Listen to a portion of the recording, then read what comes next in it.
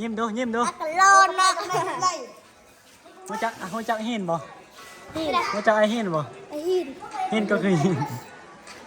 ไอเอาลงติ๊กต็อกเลยน่ะ บ่เอาไปส่งให้ตำรวจเอาเราติ๊กต็อก ดูติดตามเพื่อน ไปติดตาม10 คนจะไปติดตามเอา11 คนติดตามให้มอมเลย เลยเฮ้ยดังกับเจ้า มีโทรศัพท์บ่ นี่เลย มานี่ ตั้งบุไรโลดบุไร โอ้ย โลดบุไร ปานนั้นมาดังกว่าเจ้า ใช่อะไรเป็นต้นนั้นดิ นี่ จ่าผ่านไปต่าง บริการพันไปเอามอมสเตชิปคนหนึ่งเจ้าคือหินเนาะหินก็คือหิน อันนี้คือเรียกว่าซื้อยัง ซื้อแป๊บ ซื้อแป๊บ จ้ะ ซื้อแป๊บ ออนซื้อออน โอ้ยอ่อนใช่ป่ะ เอียบตาเจี๊ยเฉีย หยอดเด็กน้อยเนาะยังพอยังไงโอ้โรงเรียนชื่อเจ้านี่อากาศดีเนาะอันนี้จะเป็นอันนี้ก็เป็นนักเรียนเนาะเอาเพื่อเต้นก็เต้นเลยได้ลงติ๊กต็อกเต้นได้เลยบอสเต้นได้เลยเต้นหินก็คือหินนะสิเกสุเลมาฮะ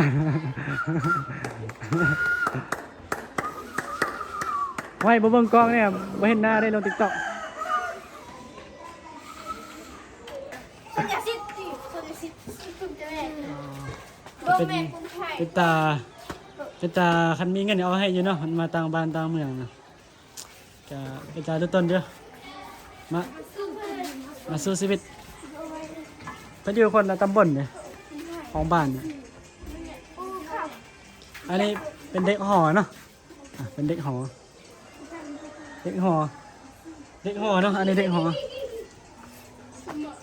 นั่นนี่เนาะอันนี้เด็กหออันนี้เด็กเส้นบ่เส้นมาม่า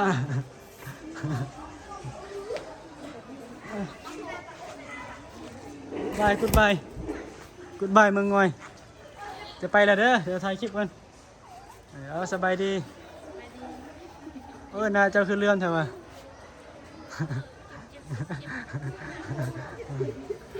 น่ามีเสียงมาธรรมดา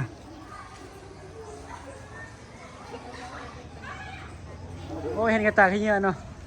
โอ้มัดเลยความงาม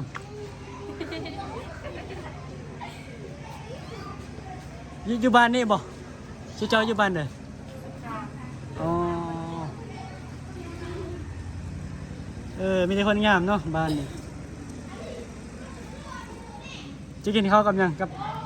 กินข้าวกับแคลติ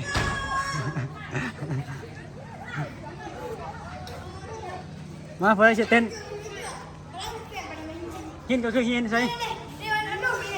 ไปยนต์ตุ้มกินจุดเสือ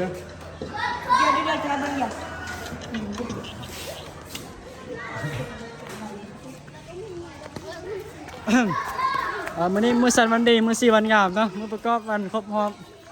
ของนักเรียนที่จะมาจอยกับกิจกรรมเนาะก็บ่อยากจากเวลาพักไปเพิ่นว่าบ่อยากไปวินาทีพัดเอิญกับอีกเทื่อนึงซะเจ้าบ่ยื่นนะมันก็เลยบ่เห็นหมดว่า1 2เต้นห้อยบ่เต้นอันนี้ผู้หญิงอันนี้บ้านพักผู้หญิงบ้านพักหอพักผู้หญิงอันนี้หอพักผู้ชายอันนี้เป็นเอื้อยม.7 บ่เป็นน้องอยู่เนาะเป็นน้องของน้องพี่เลยนะ